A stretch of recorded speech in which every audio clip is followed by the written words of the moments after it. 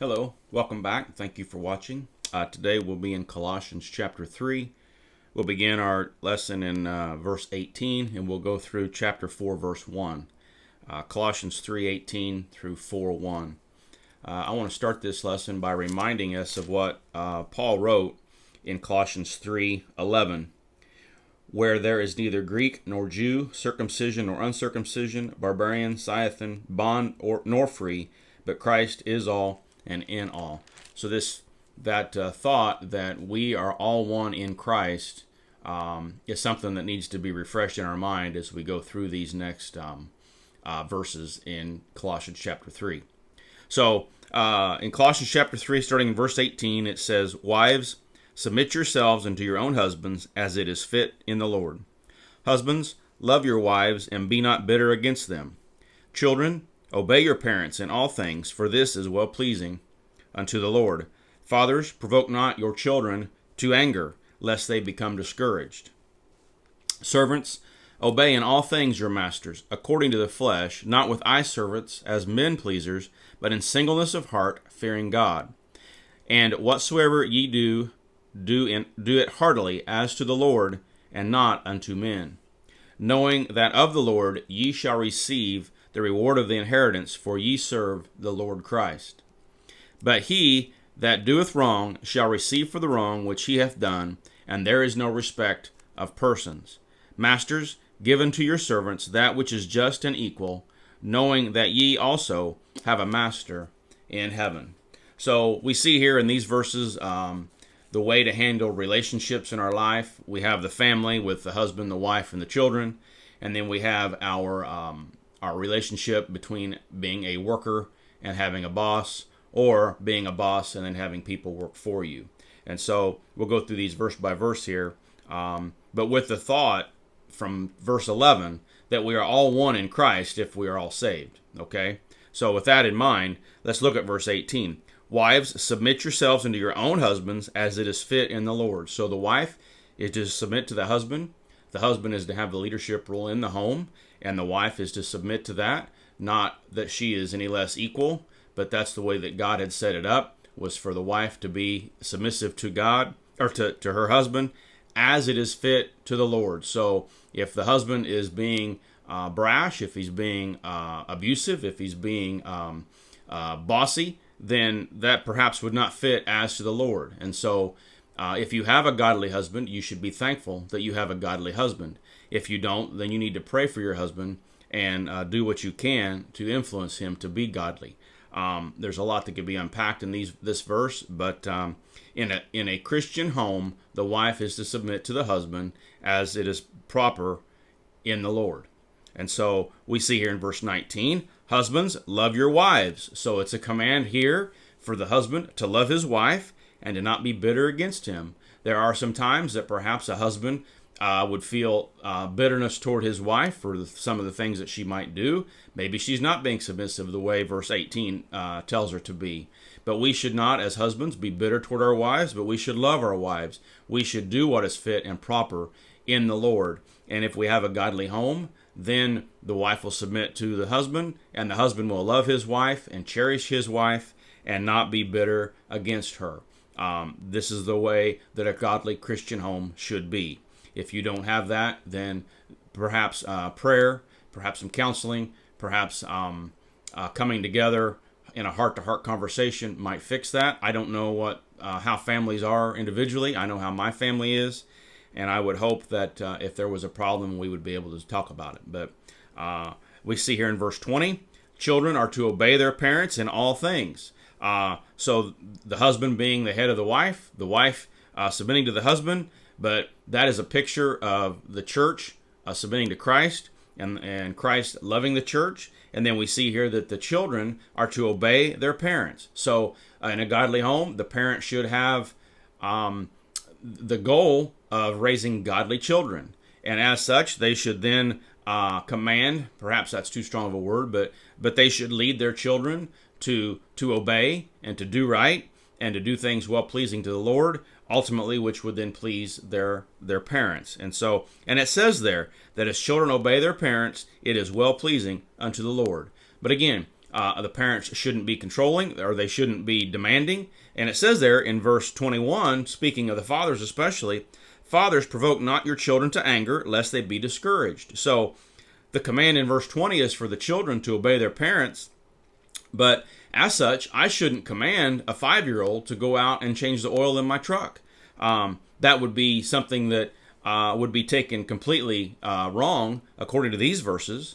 But because you could say, well, the children are to obey their parents, and then, well, as a father, I can demand my child to go out and do something that they're not capable of doing, and then they become discouraged. And so this command that the children are to obey their parents is to be in things that the parents want, but obviously the parents should not expect more from their children than what they can provide. And so verse 21 is very important, especially to fathers. Notice that is addressed to fathers. Provoke not your children to anger, lest they be discouraged. So fathers, you need to be careful that you don't command that your children do something that they're not capable of doing. And so understand the child and their limitations and their abilities, and help them to grow and to mature to become godly adults, but that they're not bitter against you because of the demands of the household.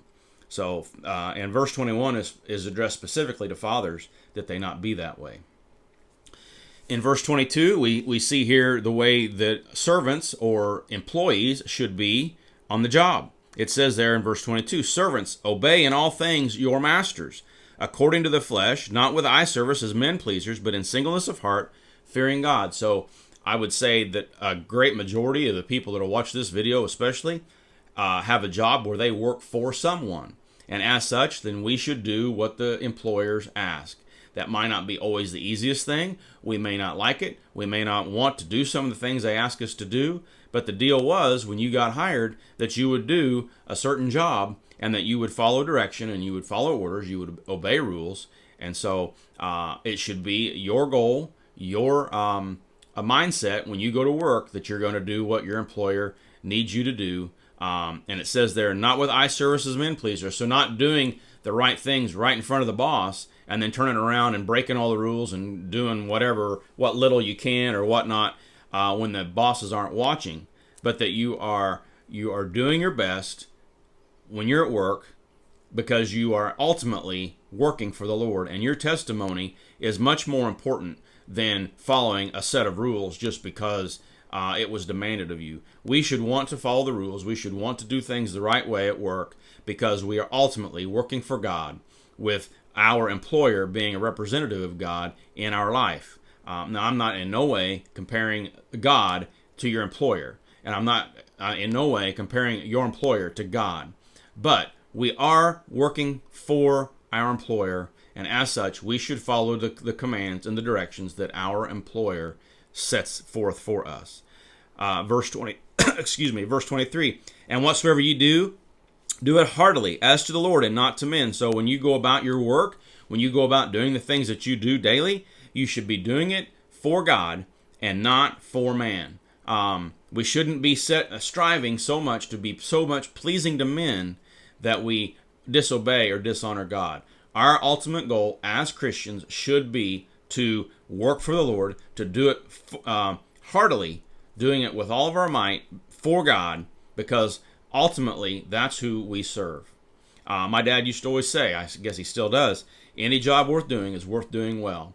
And whether someone sees you doing it or not, we should do it because God sees it. And if we're Christian, if God is the Lord of our life, then we should do things because we want to please our Father. And so, not whatsoever you do it heartily, as to the Lord and not to men. Verse 24, knowing that of the Lord ye shall receive the reward of your inheritance. So God will reward us based on what we do. That's not a judge of salvation. That's not a reward of salvation. But in 1 Corinthians, it's talked about how that we will receive reward at the judgment for the things that we've done, whether good or bad.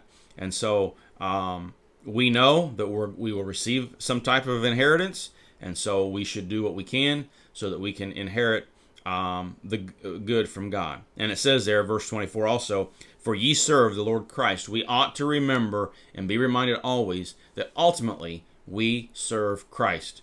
We serve Christ well by serving our employer and serving others well. Verse 25, but he that doeth wrong shall receive of the wrong which he hath done, and there is no respect of persons. So if you're doing things to please men and not God, if you're doing things as a show, if you're doing things with the wrong attitude or the wrong attitude, I may have already just said that. God will reward the bad that you do, and so that will be wood, hay, and stubble that's mentioned in 1 Corinthians. And so God is a God of judgment, but he's a God of he's a just God, and he will reward everyone according to his works.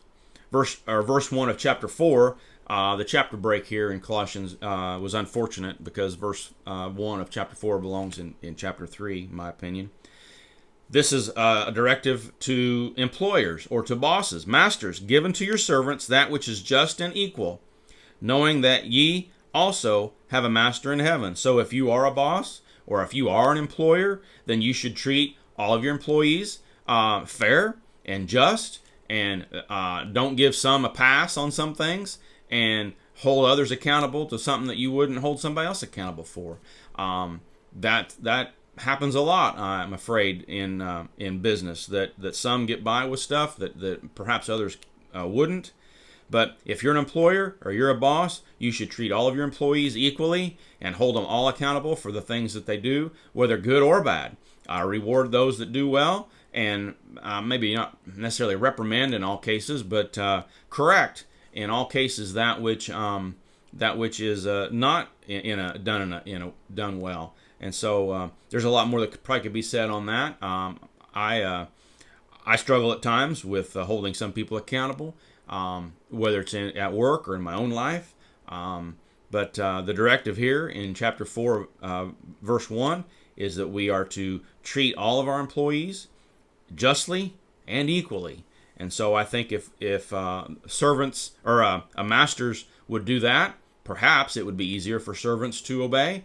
Perhaps it would be easier for servants to do all things for their masters. So it's a two-way street. The same way with the home. It would be much easier for a wife to submit to her husband when her husband is treating her correctly and loving her in the Lord. It would be much easier for children to obey their parents if their children are being, or if their parents are being respectful and being loving and kind and nurturing. And so these relationships here are two-way streets. Yes, we are commanded to do certain things, but it's much easier to do these things that are commanded of us when the respect is coming back from the top the way it should be. So masters and employers should love their employees and take care of them. The husband should take care of the wife. The husband should love the children.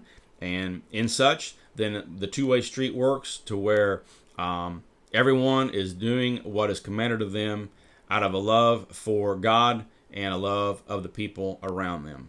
So that's all for this lesson. Thank you for watching.